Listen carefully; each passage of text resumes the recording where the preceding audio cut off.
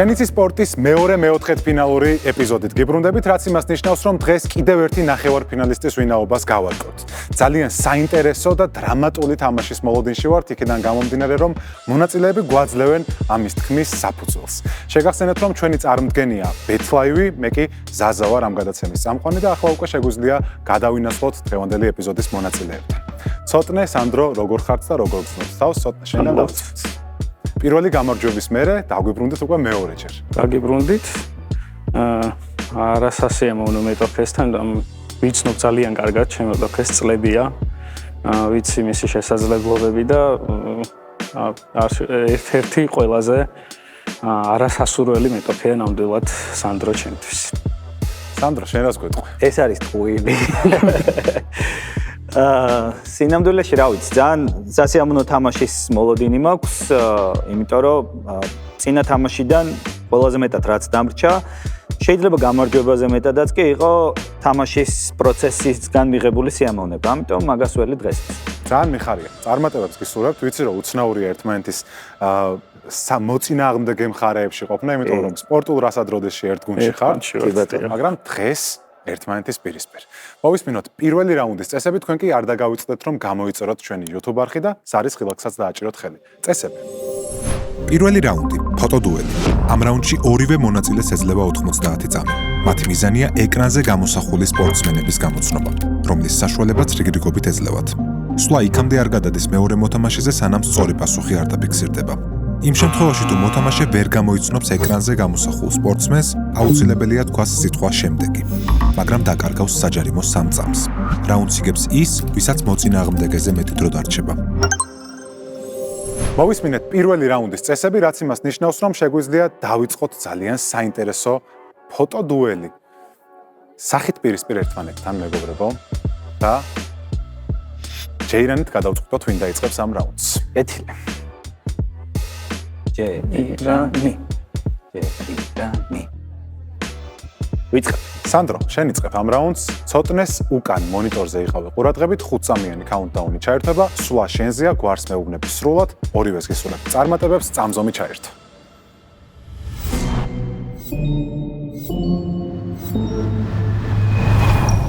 Ferguson. Bryant. Ronaldo. Schumacher. Shermandini. შემდეგი.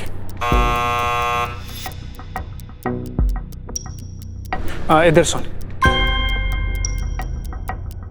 ისა კაცო, ლოვი. Pachulia. კინი, რობი კინი. შემდეგი. Phelps.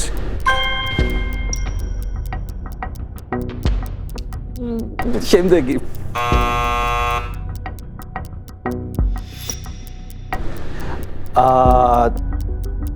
ვიერი. Ranieri. ანდრონიკაშვილი. შემდეგი.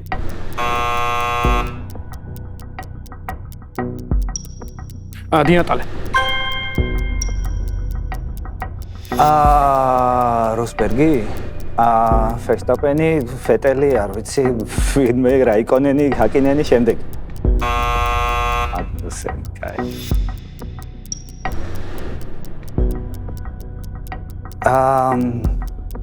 შემდეგი.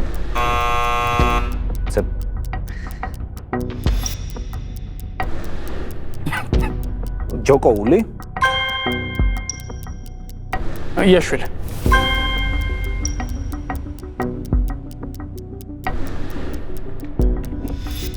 ამომივარდა თავიდან შემდეგი. დირაკაშვილი. ელიოტი.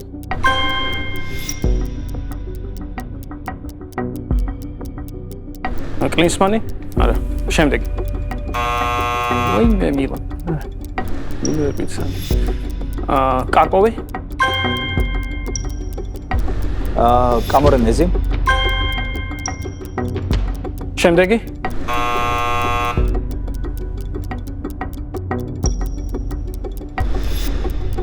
ფაულერი? არა. გარსია. შემდეგ. ბაროში. შემდეგი.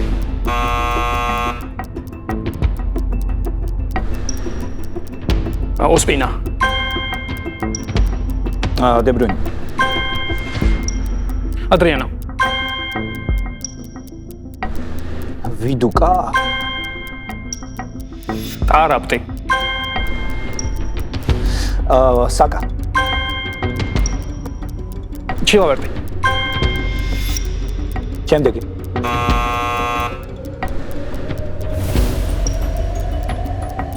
გასკოინი. ცუნოტა. ირმა აი, ძალიან მაგარი ხეცურიანი. რაუნდი ვიხილეთ, კი. კი ბატონო, ძალიან მაგარი რაუნდი იყო. ბრავო, ბიჭებო, შემოbrundit ისევ. საწყის პოზიციებს დაუბრუნდით. ერთ-ერთი საუკეთესო, თუ საუკეთესო არა პირველი რაუნდი გქონდა. დაწინაურდა ცოტნე საერთო ჩატყოლში ანგარიში გვაქვს 1-0. სანდრო მაგნუსენმა გაგწერა ყველაზე მეტად. აუ, აი. არა, ხო მაგნუსენ თან რაღაც ჩრდილოური ვიზუალი ქონდა და მე იქნებ გავარტყა და ჩრდილოელი პილოტები ჩამოთვალე ყველა და. კი ბატონო. წავედით მაშინ მეორე რაუნდზე და მოვისმინოთ მეორე რაუნდის წესები. მეორე რაუნდი, მინი თამაშები, ტაქტიკური კვადრატი. თამაში 9 უჯრისგან შედგება. თითოეული მათგანი ჰორიზონტალურად და ვერტიკალურად სხვადასხვა მოცემულობით არის დაკავშირებული. მოთამაშეების მიზანია, რომ სწორი ტაქტიკითა და პასუხებით შეავსონ გრაფა ისე, რომ გაავლონ ჰორიზონტალური, ვერტიკალური ან დიაგონალური კვეთები. სასტარტო 11-ეული. რაუნდის ამ ნაწილში მონაწილეები ეკრანზე ხედავენ კონკრეტულ თამაშზე წარმოდგენილი ერთ-ერთი გუნდის ძირითად შემადგენლობას. თითოეული ფეხბურთელი სირთულის მიხედვით არის დაყოფილი. მოთამაშეების მიზანია დააგროვონ მოწინააღმდეგეზე მეტი ქულა. set point-ი. მეორე რაუნდის გადამწყვეტ ეტაპზე მოთამაშეებს მოუწევთ გამოიცნონ ფეხბურთელის საკუთარი კარიერის მიხედვით. პასუხი დასწრებაზეა. მოვისმინეთ მეორე რაუნდის წესები, რაც იმას ნიშნავს, რომ შეგვიძლია დავიწყოთ და კიდევ უფრო მაგარი მოლოდინები გქონდეს ისეთი პირველი რაუნდი ვნახეთ. მეგობრებო, ვიწყებთ მეორე რაუნდს და ვნახოთ როგორია პირველი მინი თამაშის ტაქტიკური კვადრატის დღევანდელი მოცემულობა ეკრანზე. როგორც ხედავთ, ჰორიზონტალური მოცემულობა გვაქვს ასეთი. 15 და მეტი მატჩი მსოფლიო ჩემპიონატზე, ბარსელონას ფეხბურთელი და ბაიერნის ფეხბურთელი. ხოლო ვერტიკალურად გვაქვს უთამაშია ქართველთან, რაც გულისხმობს, რომ ქართველი ფეხბურთელის თანაგუნდელი იყო, იტალიელი ფეხბურთელი და გაყიდულა 50 ან მეტ მილიონ ევროდ ტრანსფერ მარკეტის მონაცემებით. შეგვიძლია დავიწყოთ. ამ რაუნდს იწყებს სანდრო, როგორც პირველ რაუნდში დამარცხებულის პრივილეგიით. ოპა. ბარსელონას იტალიელი ძალიან წვალობ, მაგრამ არ მახსენდება არავინ. სად შეიძლება ყოლოდა იტალიელი რომელ ამპლუაში მაგასაც რავი რა უნდა და ბარსელონაში და არ და ვიღაცა იქნება ეხა ძალიან გამორჩეული და საინტერესო კაცი. მაგრამ არ მახსოვს. ამიტომ დავიწყებ სხვა მხრიდან. ამბავს. უთამაშია ქართველთან 15+ მატჩი მსოფლიო ჩემპიონატზე.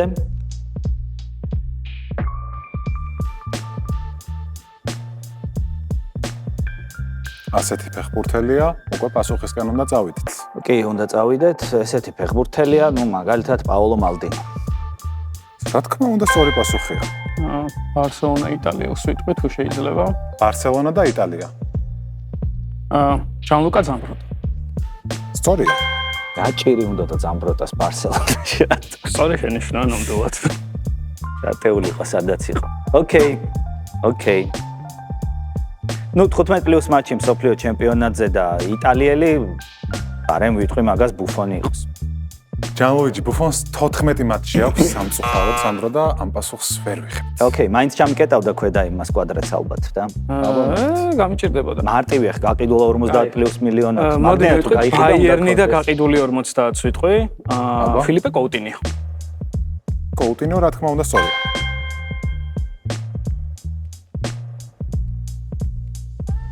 მოდი ბაიერნი და იტალიელს ვიტყვი ლუკატონი. სწორია. დაზუსტება რომ მოვითხოვ თუ შეიძლება აკადემიაში რო უთამაშია ქართულთან არ ითვლება ხო? აკადემიაში და ბანში და თორე შეიძლება ბარსელონაზე რაღაცებით თქმა. კი, ჯანტორია. კი ბატონო. კარგით, მე ვიტყვი ბარსელონა და გაყიდული 50 მილიონი. ნეიმარი. სწორია.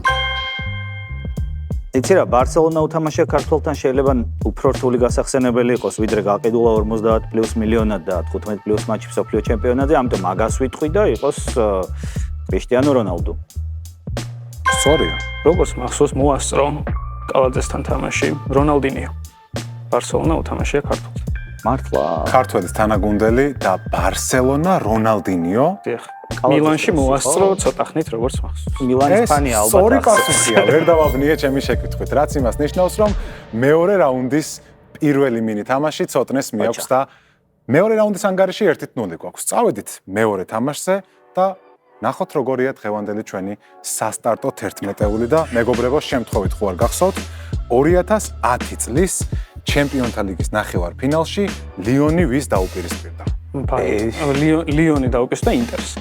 კარგად მიდიოდი თავიდან. არ უნდა შეგეცდო. ბაიერნი და ინტერი ბარსელონა ხო ბაიერნი მართალი. ბაიერნს დაუპირისპირდა და აი ამ ბაიერნის გახსენება მოგიწევთ თქვენ დღეს. რომელიც ლიონმა საფრანგეთში მიიღო. მე გეტყვით ყველაზე მარტივს 25 ნომერს, ეს არის ტომას მიულერი. ამ მინი თამაშს დაიწყებს სანდრო. გისმენთ? ძალიან ცუდად მახსოვს ბაიერნი მაგ პერიოდის მე ფინალშიც გავიდა და წააგო ინტერთან. ინტერი მერჩივნა პრინციპში. ის კი არა კარში ვინეყენა ისიც არ მახსოვს ნორმალურად. კარგი, ნუ რაღაც ხო უნდა თქვათ. და ნუ რა იმედი მაქვს რომ მე ნელ-ნელა უფრო მოიცა. პასუხი უნდა მეთხრა. ხო, წესით მე გავიხსენებ 31 ნომერი იყოს შვაინშტაიგენი. სწორი პასუხია, 1-0 ხდება ანგარიში. სანდრო რისკიანად დავიწყებ, არ მახსოვს, მარცხენა ფლანგელი იყო, მაგრამ თუ იყო არ ვიცი, ბაჩტუბერი იყოს 26. 26 ნომერი არ არის ბაჩტუბერი, ეს არასწორი პასუხია და პირველი შეცდომა ცოტნეს. სანდრო, ისევ შენი ჯერია. მეც გავრისკავ მაშინ. 8 ნომერი. 8 ნომერი ძალიან მნიშვნელოვანი ნომერია, რომ ოთხქულიანი კაცი იყოს. შეიძლება ძალიან სისულელეს ვამბობ, მაგრამ მაგ დროს ხო არ იყო ჰამით ალტინტოპი. ბრავო. ეს სწორი პასუხია. 5-0 ხდება ანგარიში. 11 ნომერი ოლიჩი იყოს მოთით. ივიცა ოლიჩია 11 ნომერი, 5-2. სანდრომ რა ოთხქულიანია იყო? ხო, აი რაღაც უცებ გამიშელა თავში, მაგრამ დანარჩენს რა უხო. ოკეი. ვინ იყო მაგ დროს? სანდრო, წავედით პასუხისკენ. ხო, ბოდიში. ნომერი და გვარი. იცი არ ვარ დაწუნებული მაგ დროს იყო თუ არა, მაგრამ 10 ნომერი იყოს პოდოლსკი. არა. აღარ იყო. არა, სწორი პასუხი. პირველი შეცდომა სანდროს. 10 ნომერს ვიტყვი მაგ. სხვა ხო შეიძლება რომ შევცვალო ნომერი რა თქმა უნდა. ვან ბუიტენი იყოს 5 ნომრად. 5 ნომერი, ნამდვილად ვან ბუიტენია და 4-5 ხდება ანგარიში. ოკეი. სანდრო არის წინ. 17 ნომერი ხო არ იყო ვამბომელი? გუნდის კაპიტანი. იყო კაპიტანი ვამბომელი. იყო კაპიტანი. გონებ რომ კი. კი, 6-4. ვან ბუიტენი ხო? ნედგა ვან ბუიტენს თანაგუნდელი. ერთიც. სენჩი ვინ ყავდა? ნომერები მაბნობს. 10 ნომერი არიან რობენი. რა თქმა უნდა, ეწყინებოდა ამ ცაციას რო ვერ გამოგვეცნო. 6-5 ანგარიში. ჯანდაბა. რა თქმა უნდა. დაიძაბა, ძალიან დაიძაბა. სანდრო, შენი ჯერია თვითონ ბუიტენთან ვინ აკომპლექტებდა მცველების წყვილს? არ მახსოვს, რა ვიცი. ნიკო კოვაჩი. ნომერი 28. არასწორი პასუხი. მეორე შეცდომა სანდროს. კარში იდგა მე მგონი, არ ვარ დარწმუნებული, ბუტი. რომელიც პენალტებს ძალიან ხშირად ურტყამდა. ეს სწორი პასუხია და ცოტნე დაწინაურდა. 7-6 ხდება ანგარიში. ჰანს იორგ ბუტი. სანდრო, შეცდომას თუ დავუშვებ, ეს რაუნდი მთლიანად ცოტნეს მიაქვს. კი, 21 მართლა ძალიან ცუდად მაქვს, მაგრამ 21 ლამი იყოს. სწორია, უმარტივესია ერთქულიანია, რა თქმა უნდა, უფრო მაღალქულიანები მინდოდა, მაგრამ კი, 7-7-ია ანგარიში. აი, წარმოდგენა არ მაქვს. ეხლა უბრალოდ ბაიერნის მარცხენა მცველებს იქნებ მოვარტყა. 26 ნომრით არ ვიცი იმ დროს იყო თუ არა, ალბათ უფრო არა. დიეგო კონტენტო იყოს 26 ნომერი. რაც იმას ნიშნავს, რომ მეორე რაუნდი მიაქვს თლიანად ცოტნეს. კონტენტო რამ გაგახსენა, ბრავო ცოტნე. კარგი იყო, ძალიან გილოცავ. 2-0 ხდება საერთო ჩათვლაში ანგარიში და მე მინდა რომ ეხლა 28 ნომერზე ვიმსჯელოთ. და მე გეტყვით თქვენთვის ძალიან ნაცნობ ფრაზას, რომ სწორმა პასუხმა გაიჟღერა. ეგ არის კი. ბაჭტუბერია. ეგ არის ეგ.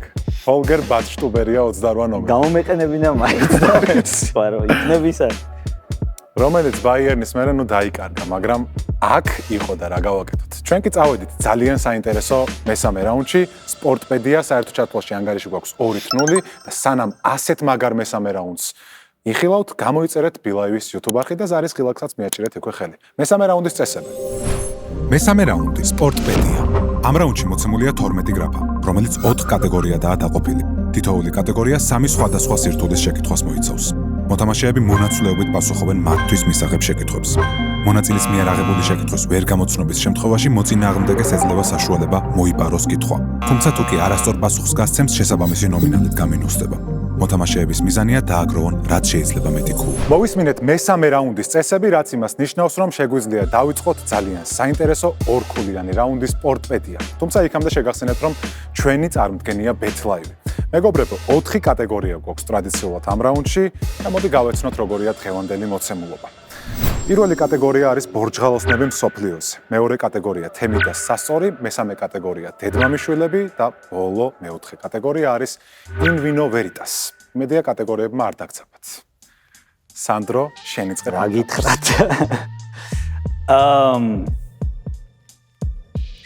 მოდი იყოს in vino veritas 200. in vino veritas 200 ქულა. საოცარი მეტაბოლიზმი ჰქონდა. გასაკვირია, რომ ალკოჰოლსა და ნარკოტიკებზე დამოკიდებულების მიუხედავად ისტორიულ ეპიზოდში ხელი არ აუკანკალვა. დიეგო არმანდო მარადონა. ეს აბსოლუტურად სწორი პასუხია, როგორ პირდაპირ დაჯდა სანდროს სწორ ლოგიკაზე. 200-0 ხდება ანგარიში. სანამ მეორე შეკითხვას გავაჟღერებთ, მანამდე კიდევ ერთხელ გაგახსენებთ, რომ მოპარვა შეგიძლიათ, თუმცა იქამდე სანამ მოწინააღმდეგე პასუხს დაასახელებს. თუ ხმამაღლა მსჯელობს მოწინააღმდეგე, ეს მისი პრობლემაა.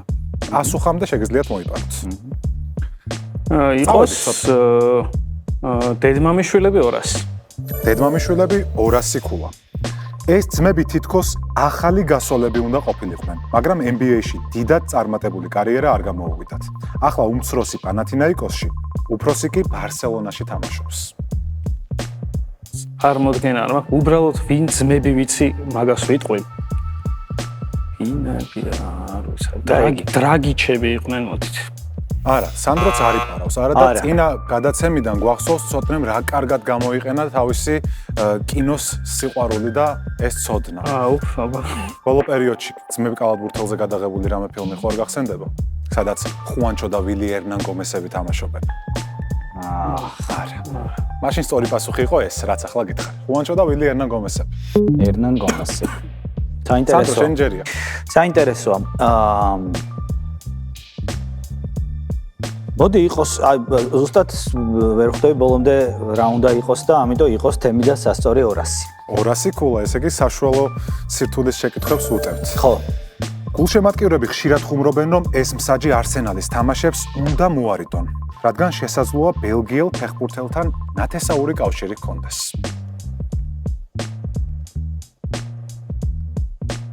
ოპა.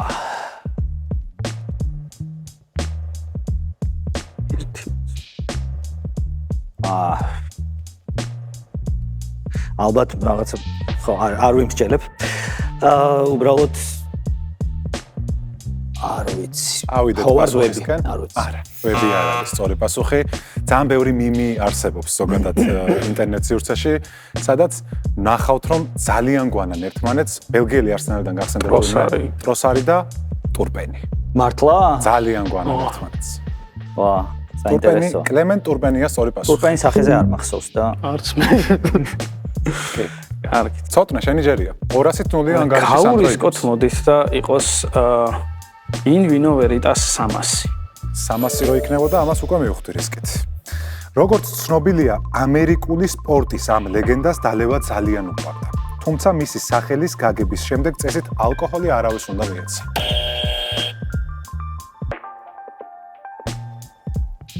რა განაცხადი მივიღეთ სანდროსგან. მისი სახელის გაგების შემდეგ ეს ალკოჰოლი არავის. ბეიბ რუთი. ყოჩი. პირდაპირ გიპასუხა რა სწორი ხარ. რა თქმა უნდა, სწორი პასუხია ბეიბ რუთი. ბეისბოლის ლეგენდა. 300-200 ხდება ანგარიში. არ უნდა შემეხსენები. თამაში დაწყების წინ შევახსენე ამერიკელი ბეისბოლისტები. სანდრო, შენი ჯერია? კარგი. რაგბიში მოვიკოჭლებ ცოტას. ამიტომ იყოს დედმამიშვილების 300. დედმამიშვილების 300 ქულა. ძმისგან განსხვავებით და პოზიციით ფორვარდია და იყო დრო მანჩესტერშიც თამაშობდა და ჩრდილო ლონდონშიც. 2021 წლიდან დამაც ლურჯი ფორმა მოირგო და ერთ-ერთი გამორჩეული ქალი ფეხბურთელია. დაგვისახელეთ ეს დაცმა.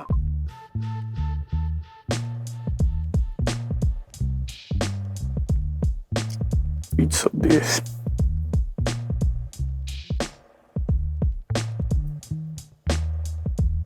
ვიცი ეს ფაქტი და ვერ ვიხსენებ ვის ეხება.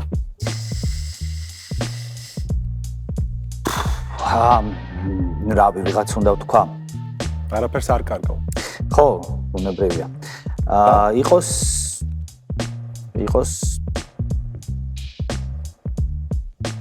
პასუხი. ვოლკერი. არა. სახელები უნდა მითხრა ორივესი აუცილებლად. ამით უმეტეს არ ვიცი მაშინ. პოზიციით ახლოს იყავი, მაგრამ ნუ ავწდით. რის ჯეიმსი და ლორენ ჯეიმსები. ლორენ და რის ჯეიმსები, კი ბატონო. ამ შეკითხვის სწორი პასუხი იყო ასეთი. კეთილი. ცოტნე. მოდით იყოს მე ძალიან ცუდი ვარ რაგბიში, მაგრამ იყოს ბორჯღალოსნები 200. ბორჯღალოსნები 200 ქულა. ბორჯღალოსნებს მსოფლიო ჩემპიონატებზე სულ 5 გამარჯვება აქვთ მოპოვებული. აქედან 2 კი ერთი გუნდის წინააღმდეგ 2007 და 2015 წლებში და ისე მიქნევს ცოტნე თავს, რომ ამ 200 ქულას აშკარებს. ალბათ ნამიბიის ნაკრები. ეს ნამიბიის ნაკრებია, კი ბატონო. 500-200 ხდება ანგარიში. სანდრო, შენი ჯერია? ბუნებრივია უნდა ავიღოთ თემიდას სასწორი 300. თემიდას სასწორი 300 ქულა. ისევ მსაჯთან ვართ. ამ ბრიტანელმა საჯმა ისტორია დაწერა და 2006 წლის მსოფლიო ჩემპიონატზე ხორვატი იოსიპ შიმუნიჩი 3 ყვითელი ბარათის შემდეგ გააძევა.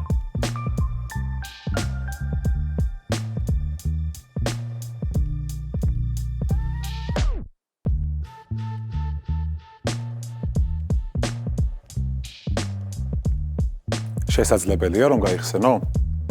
არა ვარ დარწმუნებული. არ ვიცი. სტიუარტ მელი. არა. ცოტნეც არის პაროს. არ მახსოვს. 2006 წელი ხორვატია, ავსტრალია, კრემპოლი იყო ეს არის. ცოტნე შენი ჯერი. ანგარიში შევხედოთ ცოტა ტაქტიკურად. 100 ქულიანი იყოს მოდით დედმამიშვილების 100. დედმამიშვილები 100 ქულა. მიუხედავად იმისა, რომ მაგალითად ჭადრაკსა და მაგიდის ჩოგბურთში ერთმანეთს არინდობდნენ, ეს ძმები დედას შეპირდნენ, რომ ერთმანეთის წინააღმდეგ არასოდეს იბრძოლებდნენ.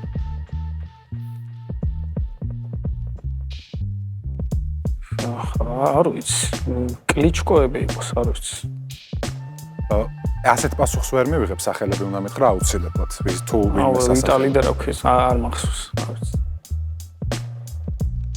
პასუხია? ძმები კლიჩკოები, ნუ სახელები არ მახსოვს. ვიტალი და ძმას არ მახსოვს რა ქვია სამწუხაროდ. სამწუხაროა. ვლადიმირ. სამწუხარო რომ ძალიან ცოტა დააკლდა 100 ქულამდე. ვიტალი და ვლადიმირ კლიჩკოები იყო სწორი პასუხი. ისე მეთქვა რამეს. 200 რჩება ანგარიში. ო. ნამდვილად. ინვინო ვერიტას 100. ინვინო ვერიტას 100 ქულა. მას შემდეგ რაც ზედიზედ 32 შოთი ვისკი დალია, მიდლსბროში მისმა იმდროინდელმა მწვრთნელმა ბრაიან რობსონმა კლინიკაში გადაიყვანა. შენი შეკითხვაა მოპარვა. მიგარი. გასკოინი. კი ბატონო, გასკოინის სწორი პასუხია 500-300 ხდება ანგარიში. ცოტნე შენი ჯერია. ბორჯღალოსნები 100. ბორჯღალოსნები 100 ქულა. 2015 წელს ჯგუფურ ეტაპზე გამართულ შეხვედრაში საქართველოს ნაკრები ლეგენდარულ All Blacks დაუპირისპირდა. მატჩის საუკეთესო მოთამაშედ კი ეს ადამიანი დასახელდა. მამუკა გორგოცი. კი ბატონო, ეს საკმაოდ ისეთი კაფიო ისტორიაა ჩვენს მეხსიერებაში. სწორი პასუხია და ანგარიში გვაქვს 600-300. სანდრო, შენ ჯერია. თემი და სასწორი 100. თემი და სასწორი 100. მე მოპარვაზე ვიჩალითოთ. გერმანელ გულშემატკივრებს ჩვენი ქვეყნის მეზობლად ჩასვლა ალბათ განსაკუთრებით ეზიზღებათ, რაც ლოგიკურია, რადგან ამ სახელმწიფოში ერთ-ერთი ნაგებობა ამ არბიტრის სახელს ატარებს. ტოფიკ ბახრამოვ. სწორი პასუხია, ორივე მიცოდა ამ შეკითხვაზე პასუხი. ცოტნესთვის უნდა მეთქვა, რომ უთხარი რომ სწორია თქვა. ცოტნე, შენ იღებ ახლა ბორჯღალოსნებს 300 ქულიან შეკითხვას, რომელიც დღევანდელი თამაშისთვის შესაძლოა აღმოჩნდეს გადამწყვეტი. ნახოთ. მსოფლიო ჩემპიონატებზე პირველი ისტორიული ლელო დავით დადუნაშვილს ეკუთვნის. ვის წინააღმდეგ მოახერხა მან ამის გაკეთება? არ ვიცი, სანდრო მაგ ვალდებულების მიზნით დააჭრა თუ თავდაჯერებით და ეს ყველაზე მეტად არის საინტერესო. მაგრამ ჯერ ცოტნეს რა არ ვიცი, ნამდვილად მოდით რამე ნაკრებს ვიტყვი. იყოს მოდით შეთამაშოთ. ეს არის 2003 წელი, ხო, ინგლისურ დავუდი. ხმამაღლა არ უნდა ვიმსჯელო, მაგრამ ინგლისს არც სანდრო არ გასხებდა ალბათ. მოდით იყოს რუმინეთის ნაკრები. რუმინეთი არასწორი პასუხია. ახლა მივდივართ სანდროსთან. სანდრო ჯერ უნდა გკითხო. იცოდი და ამიტომ დააჭირე თუ? არაფერიც არ ვიცოდი. არა, აქ რამე ლოგიკას თუ დავეყრდნობი, თუმცა რადგან 300-იანია შეიძლება ესეთი პირდაპირ ლოგიკა არიდოს, მაგრამ რადგან თავში მიტრიალებდა ტონგა და იყოს ტონგა. ტონგა სამწუხარო და არასწორი პასუხია, დასავლეთ სამოაცა რა. ყავს მეორე ნახევარფინალისტი. სწორი პასუხი ამ შეკითხვაზე არის სამხრეთ აფრიკა. აი ასეთი დიდებული ნაკრები იყო პასუხი. მაგარი თამაში გქონდა, ძალიან დიდი მადლობა თქვენ. და ბრავო ცოტნეს. ცოტნე გვეყოლება ნახევარფინალში. აბა შეგვიფასეთ დღევანდელი თამაში, რაზე გწყდებათ გული, რა იყო კარგი, რა იყო ცუდი და ასე შემდეგ. ცოტნე, შენგან დავიწყოთ, მოდი. კარგი, მომეწონა ძალიან განსაკუთრებით ბოლო რაუნდის კითხვები, მიუხედავად იმისა, რომ მაინც და მაინც დიდად ვერ გამოვიცანი. ვთვლი რომ საკმაოდ კარგი და ისეთი სახალისო კითხვები იყო. გამიმართლა მეტწილად და ამიტომაც დასრულდა ჩემი გამარჯვებით და გელოდებით ნახევარფინალში. დაველოდები ჩემი ეტოქეს ნახევარფინალში. კი ბატონო, სანდრო, გული დაგწყვიტე რომ აღარ გვეყოლება, მაგრამ თავარია ისეა მოუნა. ხო, იყავი ბედნიერი იმისთვის, რაც იყო და არა იმისთვის, რომ დასრულდა თუ რაღაც ეგეთი ხო არსებობს ნული ფრაზა და ძალიან მისიამოვნე. დღესაც ვულოცავ ცოტნეს, აბსოლუტურად დამსახურებული გამარჯვება იყო უპირობოდ და უსურვებ წარმატებებს თლიან სეზონში. მადლობა თქვენ. მადლობა თქვენ ასეთი ძალიან მაგარი თამაშისთვის და მადლობა ჩვენს მაყურებელს, ვინც ამ დრომდე გვიყურა. კიდევ ერთხელ ვთქვათ, რომ აუცილებლად უნდა გამოიწოროთ ბილაივის YouTube არხი, სადაც ყოველ კვირა დღეს აი ასეთ საინტერესო ეპიზოდებს შეხვდებით შენ იცი სპორტის ეპიზოდებიდან. შეხვდებით ერთ კვირაში. მადლობა.